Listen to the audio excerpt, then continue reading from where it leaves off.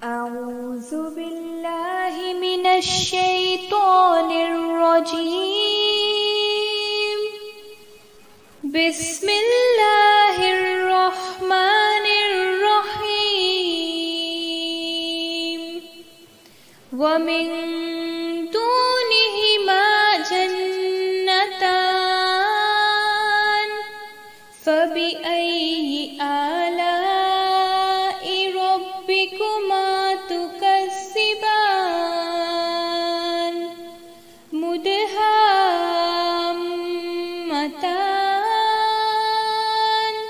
فبأي آلاء ربكما تكذبان فيهما عينان نضاختان فبأي آلاء ربكما تكذبان فيهما فاكهة ونخل ورمان فبأي آلاء ربكما تكذبان فيهن خيرات حسان فبأي آلاء ربكما تكذبان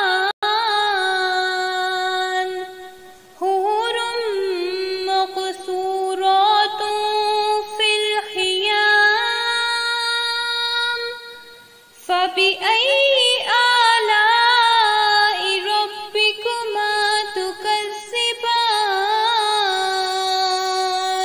لم يطمثهن إنس قبلهم ولا جان فبأي آلاء ربكما تكذبان متكئين على رفرف خضر وأبقري حسان فبأي آلاء ربكما تكذبان تبارك اسم ربك ذي الجلال والإكرام. بالله من الشيطان الرجيم. بسم الله الرحمن الرحيم. رب اشرح لي صدري ويسر لي أمري واحلل عقدة من لساني يفقهوا قولي. ربي زدني علما. ربي يسر ولا تعسر وتمم بالخير وبك نستعين. سورہ رحمان آیت نمبر 62. وا اور من دونہما ان دونوں کے علاوہ جنتانی دو باغ اور ہیں، یعنی ان دو جنتوں کے علاوہ دو جنتیں اور بھی ہیں جن کی اب اللہ تعالیٰ ہمیں سیر کرانے لگے ہیں. فبأي آلاء ربكما تكذبان تو اے جن و انس اپنے رب کی کن کن نعمتوں کو تم جھٹلاؤ گے. اب یہ جو دوسری دو جنتیں ہیں ان کے بارے میں اللہ تعالیٰ کیا کہتے ہیں؟ مدہامتان، یہ دونوں نہایت سرسبز ہیں. مدہامہ اتنے گہرے سبز رنگ کو کہتے ہیں جو سیاہی مائل ہو جائے. اچھا اب آپ دیکھیں جب ہم میدانی علاقوں سے ناردرن ایریاز کی طرف سفر کرنا شروع کرتے ہیں تو یہاں پہ یعنی جو میدانی علاقے ہیں یہاں پہ گھاس کا رنگ بھی اور درختوں کا رنگ بھی جو ہے وہ ذرا کمپیریٹیولی ہلکا ہوتا ہے، گرین ہوتا ہے لیکن ہلکا ہوتا ہے. جو ہم ہائٹ کی طرف جانا شروع کرتے ہیں تو کیا ہوتا ہے ان کا رنگ گہرا ہونا شروع ہو جاتا ہے. ایون وہی پائن ٹریز اگر ہم یہاں لا کر لگائیں تو بھی ان کا رنگ اتنا گہرا نہیں ہوتا، جتنا اوپر جب جاتے جائیں گے تو ان کا رنگ گہرا ہوتا چلا جاتا ہے. کیوں؟ ظاہر ہے ایک تو ہائٹ پہ ان کے لیے وہ وہاں کی آب و ہوا ان کے لیے سوٹیبل ہوتی ہے، دوسرا وہاں پولوشن اتنی کم ہوتی ہے، پھر وہاں پہ گرمی اتنی نہیں پڑتی، بارش ہوتی رہتی ہے، یعنی پانی بھی بھرپور ان کو ملتا ہے، اور ساری جو فیوریبل کنڈیشنز ہیں اس کی وجہ سے وہ بہت خوبصورت رنگ کے ہوتے ہیں. اور اور خوب گھنے بھی ہوتے ہیں. آپ دیکھیں کتنے گھنے جنگل ایسے جب سڑک گزر رہی ہوتی ہے تو دونوں سائڈ پہ کتنے گھنے جنگل ہمیں مل رہے ہوتے ہیں. اسی طرح آپ دیکھیں کہ اگر ان کو ہم لا کر دیکھیں جو جنتی ان جنتوں میں جائیں گے ان کے ساتھ اگر ہم تھوڑا سا ریلیٹ کریں تو مومن کا کیا حال ہوتا ہے.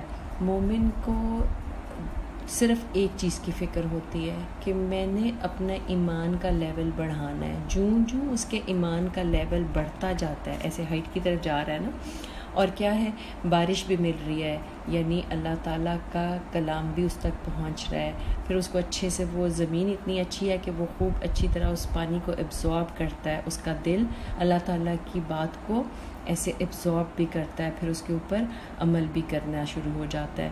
تو کیا ہوتا ہے کہ اس کا آہستہ آہستہ جو آس پاس کا جو ماحول ہے نا ان سے وہ بے نیاز ہونا شروع ہو جاتا ہے.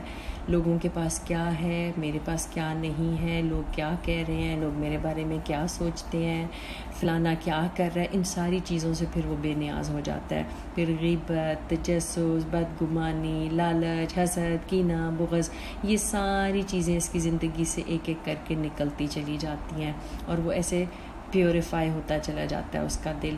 پھر اس کو ایک ہی لگن ہوتی ہے کہ کسی طرح میں اپنے رب کے رنگ میں رنگ جاؤں, صبغۃ اللہ میرے اوپر نظر آنے لگ جائے. اور جوں وہ اپنے ایمان کو بڑھاتا جاتا ہے, جوں وہ کوشش کرتا چلا جاتا ہے, جوں اللہ تعالیٰ پہ توکل کرتا چلا جاتا ہے, تو وہ بھی ایسے لگتا ہے مدھامتان, خوب گہرا رنگ اس کے اوپر چڑھ جاتا ہے. فَبِأَيِّ آلَاءِ رَبِّكُمَا تُكَذِّبَانِ, تو اے جن و انس تم اپنے رب کی کن کن نعمتوں کا انکار کرو گے.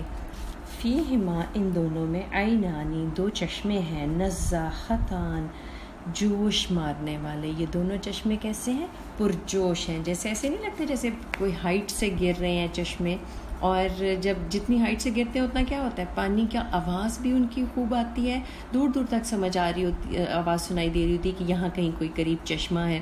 اور جب آپ اس کے نیچے جا کے کھڑے ہوتے ہیں تو ایون ڈسٹینس پہ بھی ہوں تو اس کے چھینٹے آپ تک آ رہے ہوتے ہیں اور آپ کو ایک ٹھنڈک کا احساس بھی دلا رہے ہوتے ہیں اور ایک بڑا مزے کی ایک فیلنگ آپ کو آ رہی ہوتی ہے. تو مومن کا بھی کیا حال ہے کہ خیر جب اس کے اندر آ جاتی ہے تو پھر وہ رکتا نہیں. جس طرح آپ دیکھیں کوئی بھی نعمت ہے, خیر میں ہر چیز آ جاتی ہے, ساری نعمتیں آ جاتی ہیں, علم آ جاتا ہے, کوئی بھلائی کی کوئی بات آ جاتی ہے, کوئی بھی اس سے فائدہ اٹھا کہ اس کے اندر کوئی چیز ہوتی ہے تو وہ کیا کرتا ہے, اپنے تک روکتا نہیں ہے. نزاختان, وہ اوروں کو بھی آؤٹ آف دا وے جا کے لوگوں کے لیے کرتا ہے اور لوگوں کو فائدہ دینے کی کوشش کرتا ہے. اب دیکھیں جس طرح پانی کو آپ دیکھ لیں کہ اگر ہم اس کو ایک جگہ پہ روک دیتے ہیں, جس طرح تالاب میں پانی ہوتا ہے تو کیا ہوتا ہے, وہ کچھ عرصے کے بعد اسٹیگننٹ ہونا شروع ہو جاتا ہے, ایسے اس میں بو بھی پڑ جاتی ہے اور وہ کسی کام کا نہیں رہتا.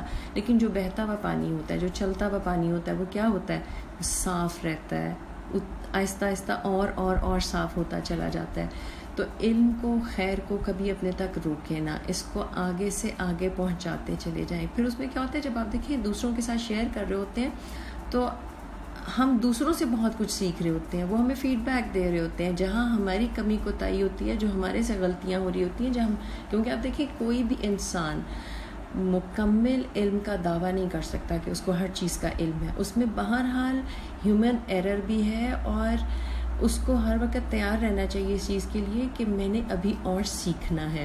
تو جب پانی کی طرح بہتا چلا جائے گا اور لوگوں کو ملتا چلا جائے گا, باتیں ان کے ساتھ شیئر کرتا چلا جائے گا, تو اس کا اپنا ایمان جو ہے وہ بھی بڑھتا چلا جائے گا, اس کے اپنے علم میں بھی اضافہ ہوتا چلا جائے گا. فَبِأَيِّ آلَاءِ رَبِّكُمَا تُكَذِّبَانِ, تو اے جنو انس تم اپنے رب کی کن کن نعمتوں کو جھٹلاؤ گے. فیہما, ان دونوں میں, فاکہۃن, پھل بھی ہیں, وَنَخْلٌ, اور کھجور کے درخت ہیں, وَرُمَّان, اور انار کے درخت بھی ہیں. اب یہاں پہ کن سے بات ہو رہی ہے؟ امیجیٹ جو لسنرز ہیں وہ قریش ہیں, وہ مکہ کے لوگ ہیں.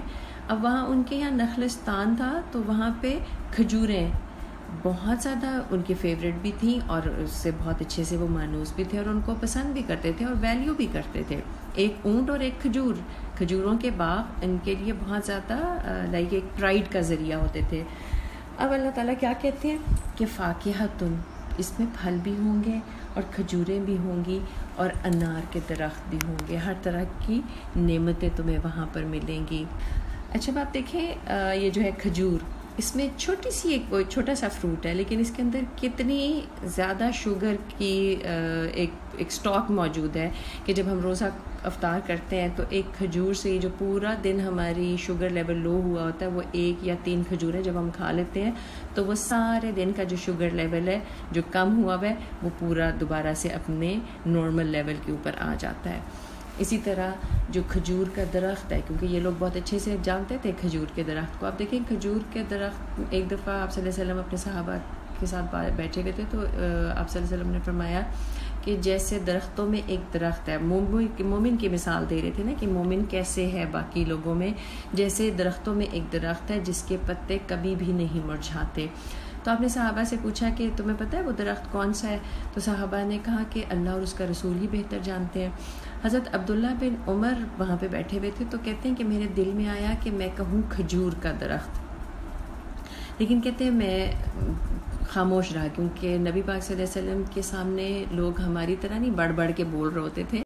کیا ہوتا تھا کہ خاموشی سے سنتے تھے، اس لیے کہ وہ نہیں چاہتے تھے کہ کوئی بھی چیز ان سے مس ہو جائے. اب کہتے ہیں کہ آپ صلی اللہ علیہ وسلم نے جب کہا کہ وہ کھجور کا درخت ہے، یعنی مومن کو آپ صلی اللہ علیہ وسلم نے کھجور کے درخت سے تشبیہ دی، تو بعد میں عبداللہ بن عمر نے اپنے والد کو جب بتایا تو انہوں نے کہا کہ اگر تم یہ کہہ دیتے تو مجھے ساری زندگی مجھے اتنی خوشی نہیں ملی ہوتی جتنا اگر تم یہ جواب دے دے تو مجھے اس سے خوشی ملتی. اب دیکھیں کھجور کے درخت میں اور مومن میں کیا مماثلت ہے. باقی درختوں کی نسبت کھجور کا درخت جو ہوتا ہے وہ تھوڑا دیر سے میچور ہوتا ہے، آہستہ آہستہ صبر کے ساتھ، جیسے 4 سے 8 سال تقریباً لگتے ہیں ایک کھجور کے درخت کو فلی میچور ہو کے پھل دینے کے لیے.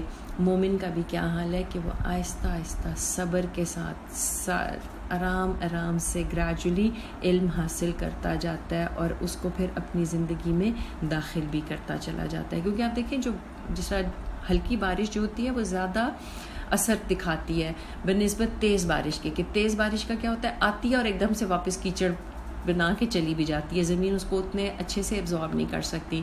تو علم کے بارے میں بھی دین کے بارے میں بھی کیا ہے کہ ہمیں گریجولی آرام آرام سے اس کو سمجھیں. قرآن کو پڑھنا ہے تو اس کو آرام آرام سے سمجھیں اور پھر اس کو عمل بھی کرنا ہے. ہمارا کیا ہوتا ہے کہ ہمیں کئی دفعہ ہوتا ہے نا ہم ایک دم سے بہت زیادہ انسپائر ہوتے ہیں اور ہمیں ہوتا ہے بس اوور نائٹ ہم نے سب کچھ بدل دینا ہے، اور ہم سارا کچھ بدل دیتے ہیں، اپنا لائف سٹائل اپنی ہر چیز ہم بدل رہے ہوتے ہیں. بہت زیادہ ہمیں ایک بے چینی ہوتی ہے کہ بس اوور نائٹ ہم ایک پکے مومن بن جائیں. وہ اتنی ہی جلدی ہمارے اوپر سے جوش اور جذبہ جو ہے اتر بھی جاتا ہے.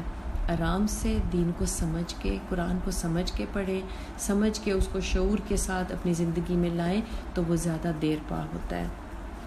اسی طرح کھجور کا جو درخت ہے وہ سخت موسموں میں بڑے آرام سے سروائیو کر لیتا ہے. آپ دیکھیں نخلستان میں جس طرح عرب میں کس قدر گرمی ہے، انٹینس موسم ہوتا ہے، اور سردیوں میں بھی بہت شدید ٹھنڈ وہاں پہ پڑ رہی ہوتی ہے، لیکن کھجور کا درخت سروائیو کر جاتا ہے. تو بندہ مومن بھی ہر طرح کے حالات میں اپنے ایمان کو بچا لیتا ہے.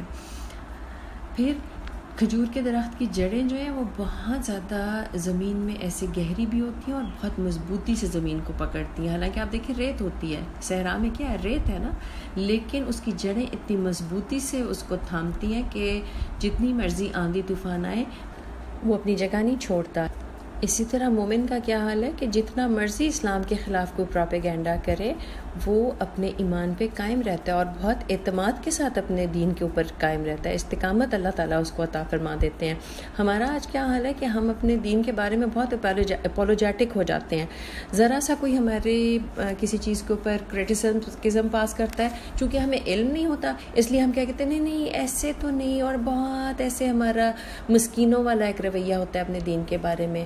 حالانکہ ہمیں پورے کانفیڈنس کے ساتھ جم کے اپنے دین کے اوپر اگلے کا جو ہے اس کو جواب صحیح طریقے سے دینا ہے کہ نہیں ہمارا دین ایسا نہیں ہے جیسا آپ اس کو پورٹرے کر رہے ہیں. پھر اس کے بعد کھجور کے درخت کا جو تنا ہے وہ بالکل سٹریٹ ہوتا ہے، اور کئی دفعہ ایسا ہوتا ہے کہ ایک ہی جڑ میں سے 2 تنے نکل رہے ہوتے ہیں. مطلب کیا ہے کہ مومن بالکل سیدھا رہتا ہے، اس کو ادھر ادھر نہیں وہ ٹلٹ کرتا، نہ وہ توہم پرستی کا شکار ہوتا ہے، نہ دوسروں کے دین دیکھ کے ان کی طرف لپک رہا ہوتا ہے. لیکن ہمارا حال کیا ہے کہ ہماری ہر چیز میں، ہماری شادیوں میں، ہمارے مرنے میں، ہمارے رہنے سہنے، ہمارے گھروں میں، ہر چیز میں اسلام کا رنگ بہت کم نظر آ رہا ہوتا ہے، اور دوسرے ادیان کا رنگ ہمارے یہاں بہت زیادہ، دوسری تہذیبوں کا رنگ ہمارے یہاں بہت زیادہ پرومیننٹ ہے۔ اس کے بعد آپ دیکھیں کہ اس کے پتوں کی شکل کیسی ہوتی ہے، ایسے جھکے ہوئے ہوتے ہیں نا، تو اس کے اوپر کوئی بیٹھ نہیں سکتا۔ تو بندہ مومن کا بھی حال یہ ہے کہ اس کے اوپر شیطان زیادہ دیر تک قبضہ نہیں کر سکتا۔ یہ نہیں ہے کہ اس کے اوپر آتا ہی نہیں ہے، آتا ہے، شیطان تو بہکائے گا۔ تو ہر انسان کو، ہر مومن کو بہکانے کی کوشش کرتا ہے، اور جو انسان دین کی طرف بڑھنا شروع کرتا ہے وہ اور زیادہ زور سے اس کو بہکاتا ہے، کہ اس سے پہلے تو وہ مطمئن بیٹھا ہوتا ہے نا، جب تک ہم اللہ تعالیٰ سے دور ہوتے ہیں۔ جو اللہ تعالیٰ کی طرف ہم اپنا سفر شروع کرتے ہیں، اس وقت وہ ایک دم الرٹ ہو جاتے ہیں اور کہتے ہیں یہ تو کوئی گڑبڑ ہونے لگی ہے، اور پھر کیا کرتا ہے وہ اپنے پورے چیلوں چانٹوں کے ساتھ اور اپنے تمام حربے لے کے مومن کو ورغلانے کے لیے میدان میں اتر آتا ہے۔ یہی وہ وقت ہوتا ہے جس وقت مسلمان نے، جس وقت مومن نے اس سے بچنا ہے، اور اس کے بچنے کا واحد ایک طریقہ کیا ہے کہ انسان اللہ تعالیٰ کا سہارا تھام لے، کیونکہ اللہ تعالیٰ خود فرماتے ہیں نا قرآن میں کہ جو اللہ تعالیٰ کا سہارا تھام لے تو یہ ایسا سہارا ہے کہ جو کبھی ٹوٹتا نہیں ہے۔ آلاء ربکما تکذبان، تو اے جن و انس تم اپنے رب کی کن کن نعمتوں کا انکار کرو گے؟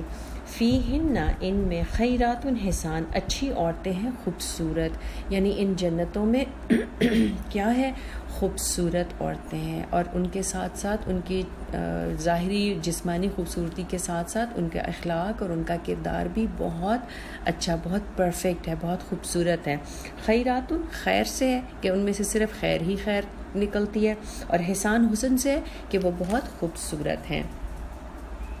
اب دیکھیں دنیا میں کیا ہوتا ہے، ہر لڑکے کا ایک خواب ہوتا ہے، لڑکیوں کے بھی بیچاریوں کے خواب ہوتے ہیں، لیکن ان کے خواب اتنے لاؤڈ نہیں ہوتے جتنے لڑکوں کے خواب ہوتے ہیں۔ ان کو کیا ہوتا ہے، ایک چاند سی دلہن چاہیے ہوتی ہے، اور بہت ڈیٹیل سے انہوں نے ایک اسکیچ اپنے دماغ میں بنایا ہوا ہوتا ہے کہ اس کی ہائٹ ایسی ہو، پھر اس کا رنگ بھی بہت گورا چٹا ہونا چاہیے، آنکھیں بھی بہت بڑی بڑی اور خوبصورت ہونی چاہیے، اس کے دانت، اس کے بال، ہر چیز کے بارے میں انہوں نے ایک آئیڈیل بنا کے رکھا ہوتا ہے۔ پھر اس کی بات چیت بھی، پھر اس کے ساتھ ساتھ ان کو صرف حسن نہیں چاہیے ہوتا، بلکہ ان کو کیا چاہیے ہوتا ہے، بہت اچھے سے تعلیم یافتہ بھی ہو، ویل گرومڈ بھی ہو، خود چاہے بیچارے جیسے بھی ہوں، ان کو بیوی بہرحال پرفیکٹ چاہیے ہوتی ہے۔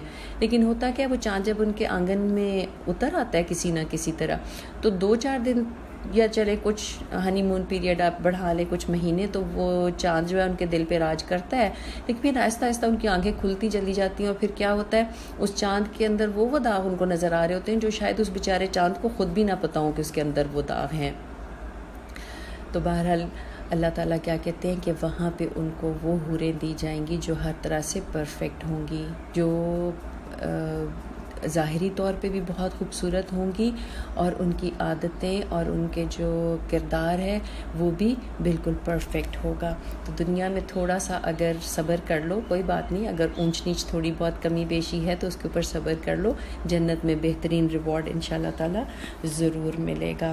اب دیکھیں یہ جو حوریں ہیں ان کے بارے میں سورہ واقعہ میں بھی اللہ تعالیٰ فرماتے ہیں نا کہ عروباً اترابا ان کو کہا گیا ہے، کم سن اور خامدوں سے محبت کرنے والیاں، یعنی عشق کی حد تک پیار کرنے والی ہوں گی۔ اللہ تعالیٰ فرماتے ہیں انا انشأناہن انشاء فجعلناہن ابکارا عرباً اترابا لاصحاب الیمین۔ اللہ تعالیٰ فرماتے ہیں کہ ہم ان کو خاص طور پہ نئے سرے سے پیدا کریں گے اور انہیں باقرہ یعنی کنوارا بنا دیں گے، اور یہ کس کا انعام ہوگا؟ اصحاب الیمین کا۔ تو یعنی جو دنیا میں عورتیں، جو بیویاں ان کی تھیں، وہ چاہے جس عمر میں بھی ہو کے مری ہوں، جس شکل کی بھی ہوں، جس صحت کی بھی ہوں گی، جس وقت وہ دوبارہ جب جنت میں اگر وہ دونوں اکٹھے ہوں گے تو اللہ تعالیٰ ان کو دوبارہ سے پیدا کریں گے، اور ساری ان کی کمیاں جو ہیں وہ دور ہو چکی ہوں گی۔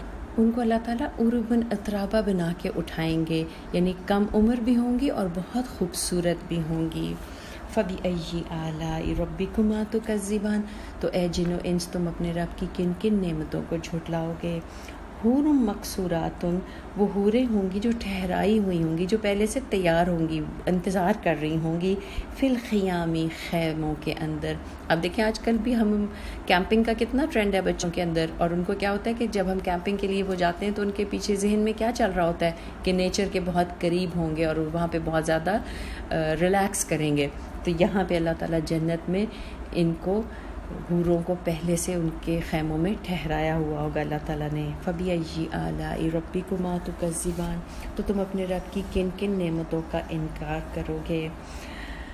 لم یطمثہن، نہیں چھوا ہوگا ان کو، انسن، کسی انسان نے، قبلہم، ان سے پہلے، ولا، اور نہ، جانن، کسی جن نے۔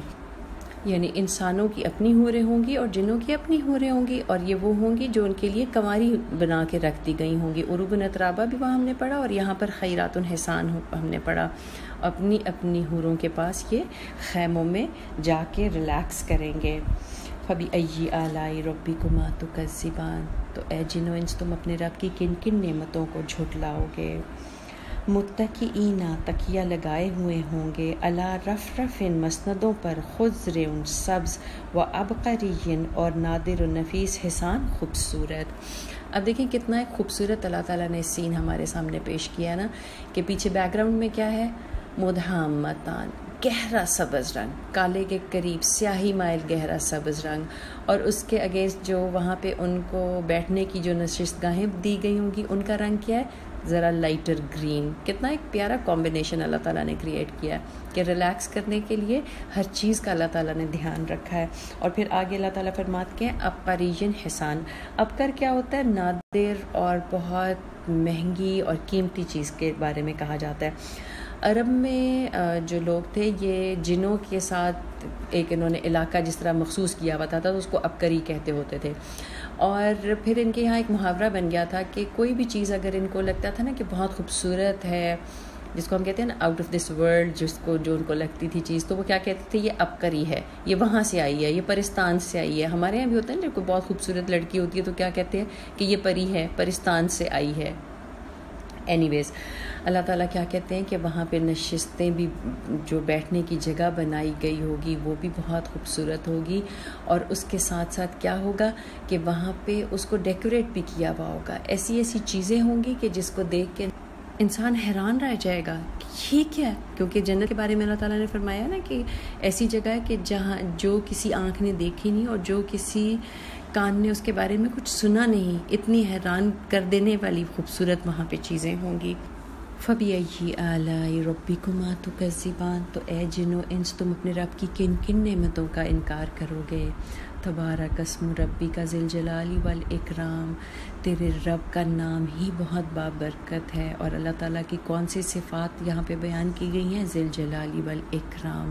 آپ دیکھیں اس صورت کا شروع کہاں سے ہوا تھا، الرحمن سے۔ رحمان کی بھی ہم نے جب اس کو ٹرانسلیٹ کیا تھا تو ہم اس کو ٹرانسلیٹ کر نہیں پائے تھے، کیونکہ رحمان کا کیا مطلب ہے کہ لگاتار لگاتار لگاتار اتنا رحم کرنے والا، اتنا کرم کرنے والا، اتنی نعمتیں دینے والا کہ اس کی کوئی حد ہی نہ ہو، یعنی بے حد و حساب رحم کرنے والا۔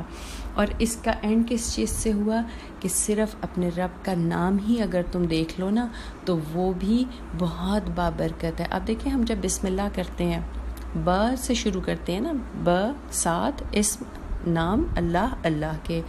اب دیکھیں بسم اللہ کا جو با ہے جب ہم پڑھتے ہیں تو کیا ہوتا ہے، ہمارا وہ کام، جس کام کو ہم اللہ کا نام لے کے شروع کر رہے ہوتے ہیں، اس کام کو یہ با جو ہے یہ اللہ کے ساتھ جوڑ دیتی ہے، اور جس کام کو اللہ تعالیٰ کے ساتھ جوڑ دیا جائے، جو کام اللہ تعالیٰ کے سپورٹ کر دیا جائے، پھر آپ سوچیں اس کام میں کتنی برکتیں ہوں گی۔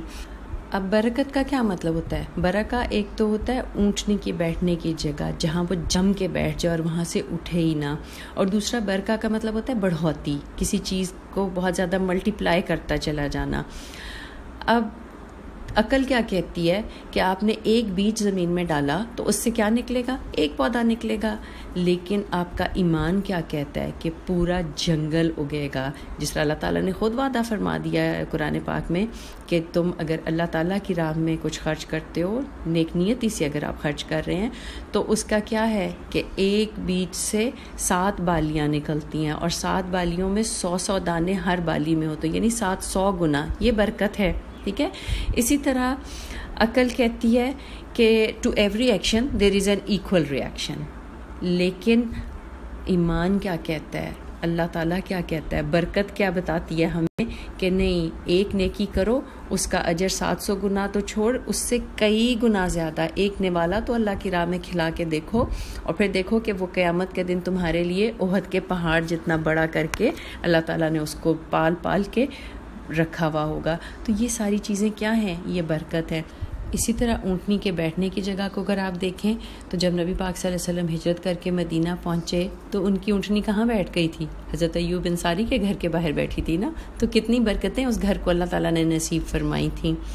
تو اللہ تعالیٰ کیا فرماتے ہیں کہ تمہارے رب کا نام ہی بڑا بابرکت ہے. ابھی ذات تک تو بات گئی نہیں، ابھی تو صرف نام ہی کی بات ہوئی ہے. تو اللہ تعالیٰ کے نام ہی کی اتنی زیادہ برکتیں ہیں. اب برکت کیا ہے؟ ہماری سوچ سے بھی زیادہ کوئی چیز ملٹی پلائی ہو جائے، وہ برکہ ہے. جیسے رحمان کیا ہے؟ ہماری سوچ سے بھی زیادہ رحم کرنے والی ہستی. اب اللہ تعالیٰ خود ہی فرماتے ہیں وَلِلَّهِ الْأَسْمَاءُ الْحُسْنَى فَادْعُوهُ بِهَا، کہ اللہ تعالیٰ کے لیے تمام اچھے اچھے نام ہیں، تو ان ناموں سے اللہ تعالیٰ کو پکارو جو حالات زندگی میں ہوں. اب دیکھیں اللہ تعالیٰ کے 99 نام ہیں نا. ایک حدیث کا مفہوم ہے، حضرت ابو ہریرہ رضی اللہ تعالیٰ سے روایت ہے کہ آپ صلی اللہ علیہ وسلم نے فرمایا کہ اللہ تعالیٰ کے 99 نام ہیں، جو ان کو یاد رکھے گا وہ جنت میں داخل ہوگا. اب ان 99 ناموں ہماری زندگی میں اتنے اتار چڑھاؤ نہیں آتے کہ 99 نام جتنے اللہ تعالیٰ نے ہمیں عطا فرما دیے، اتنی ہماری فلکچویشنز نہیں ہوتے ہماری زندگی کے حالات میں. لیکن جو حالات ہوں اس کے حساب سے اللہ تعالیٰ کے نام کو وسیلہ بنائیں، اور پھر اللہ تعالیٰ سے اس نام کے ساتھ اللہ تعالیٰ سے مدد مانگیں. پھر دیکھیں کام کیسے سیدھے ہوتے ہیں انشاءاللہ تعالیٰ. جی جناب، الحمدللہ آج ہماری سورہ رحمان مکمل ہوئی، اور مجھے لگتا ہے کہ جیسے ہم اس کا حق نہیں ادا کر سکے، اس کو ہم اس طرح سمجھ نہیں سکے، اس کی خوبصورتی کو ہم نہیں پا سکے، لیکن چلے جیسی بھی ہماری کوشش تھی اللہ تعالیٰ اس کو قبول فرمائے، اور اللہ تعالیٰ ہمیں اس کو اور پڑھنے کی توفیق عطا فرمائے. ایک چھوٹی سی بات کہ دیکھیں، اگر ہم آس پاس جائزہ لیں، جس وقت ہم چھوٹے ہوتے تھے نا، تو جب ہماری آنکھ کھلتی تھی تو ہمارے گلی محلوں میں، ہمارے گھروں میں، سب میں کیا ہوتا تھا، ہمارے جو والدین تھے یا جو جن کے گرینڈ پیرنٹس بھی ان کے ساتھ رہتے ہو، جتنے بزرگ ہوتے تھے، تو وہ صبح کو فجر کے بعد بڑے آرام سے بیٹھ کے اونچی آواز میں قرآن پاک کی تلاوت کر رہے ہوتے تھے. لیکن اب وہ آہستہ آہستہ ہمارے تک آیا تو ہمارے اکا دکا کوئی پڑھتا ہے، اور ہمارے سے اگلی نسل میں اس سے بھی کم ہو رہا ہے. اگر آپ دیکھیں تو 25% ایسے لوگ ہیں ہمارے میں سے جو روزانہ ریگولر قرآن پاک کی تلاوت کرتے ہیں، جو روزانہ قرآن پاک کو پڑھتے ہیں. اور ان 25% میں سے بھی آپ دیکھیں کہ کتنے ایسے لوگ ہوں گے کہ جن کو اس کا پتہ ہو کہ کیا پڑھ رہے ہیں. یہ واحد قرآن ایک ایسی کتاب ہے جس کو بغیر سمجھے بھی لوگ بے شمار اس کی تلاوت کرتے ہیں. یعنی جتنے بھی لوگ، جو 25% لوگ پڑھ رہے ہیں، وہ بار بار اس کو پڑھ رہے ہیں، لیکن ان کو سمجھ نہیں آ رہی. لیکن بہرحال یہ قرآن پاک کا معجزہ ہے کہ یہ بار بار پڑھی جانے والی کتاب ہے. اب اس میں سے آپ دیکھیں کہ اگر کچھ ایسے لوگوں کے اگر آدھے لوگ بھی ایسے ہیں جن کو ترجمہ آتا ہے یا جو ترجمہ پڑھ رہے ہیں اس کے ساتھ، تو ان میں سے کتنے ایسے لوگ ہیں کہ جو اس کو پوری طرح سمجھ بھی رہے ہیں. آپ دیکھیں ایک صرف ٹرانسلیشن کا پتہ چل جانا اور پھر اس کی ڈیپتھ میں جانا، وہ دونوں چیزیں ایک دوسرے سے مختلف ہیں. اور پھر اس کے بعد جو اس کی ڈیپتھ میں چلے بھی جاتے ہیں، پھر اس کے اوپر عمل کتنے لوگ کر رہے ہیں، کتنے % اس کے اوپر عمل کر رہے ہیں. پھر اس کے بعد جو عمل خود کر رہے ہیں وہ اس کو آگے کتنا پہنچا رہے ہیں. تو یہ میرا خیال ہے کچھ 2 to 3% بنتے ہیں ایسے لوگ ہمارے میں سے جو قرآن کو سمجھ کے پڑھ بھی رہے ہیں، پھر اس پہ عمل بھی کر رہے ہیں، اور اس کو پھر آگے پہنچا کے اس کا حق بھی ادا کر رہے ہیں. یعنی اس نعمت کا حق ادا کرنا کیا ہے کہ خود بھی اس پہ عمل کریں اور دوسروں تک بھی اس چیز کو پہنچائیں. تو الحمدللہ آپ میں سے مجھے لگتا ہے کافی سارے لوگوں کو سورہ رحمان یاد بھی ہو گئی ہے. اس کو روٹین میں اپنی نماز کا حصہ بنا لیں تاکہ یہ پھر بھولے نہ آپ کو. اور انشاءاللہ تعالیٰ کمنگ منڈے ہم سورہ یاسین شروع کریں گے، کیونکہ ایک حدیث کا مفہوم ہے کہ آپ صلی اللہ علیہ وسلم نے فرمایا کہ آپ صلی اللہ علیہ وسلم کی خواہش تھی کہ یہ سورت ہر امتی کے دل میں ہو. تو ہم کوشش کریں گے کہ اس کو ہم یاد بھی کریں. اسی طرح جس طرح ہم سورہ رحمان کو سلولی لے کے چلے، اسی طرح ہم آہستہ آہستہ بڑے آرام سے سورہ یاسین کو پڑھیں گے اور انشاءاللہ یاد کرنے کی بھی کوشش کریں گے. اور جب ترجمے سے یاد کر کے اس کو جب آپ نماز میں شامل کریں گے تو پھر آپ دیکھیں گے کہ ایک اور ہی مزہ بھی آئے گا. اور ساتھ ساتھ جزاک اللہ خیر امینہ کا کہ وہ اتنی کوشش سے اور بہت ڈیڈیکیشن کے ساتھ وہ ہر ایک کی جو ہے ان کا لیسن سنتی ہیں، اس کی ٹرانسلیشن بھی سن رہی ہوتی ہیں اور اس کے ساتھ ساتھ تجوید کی بھی جو اصلاح ہے وہ بھی کر رہی ہے. تو اللہ تعالیٰ ان کو بہترین جزا عطا فرمائے اور ہم سب کو اللہ تعالیٰ اپنی کوشش میں کامیاب کریں اور ہماری کوششیں اللہ تعالیٰ قبول فرمائیں. سبحان ربک رب العزت عما یصفون وسلام علی المرسلین والحمد للہ رب العالمین. سبحان ربک رب العزت عما یصفون وسلام علی المرسلین والحمد للہ رب العالمین. سبحان ربک رب العزت عما یصفون وسلام علی المرسلین والحمد للہ رب العالمین. یا حی یا قیوم برحمتک نستغیث یا الہ العالمین.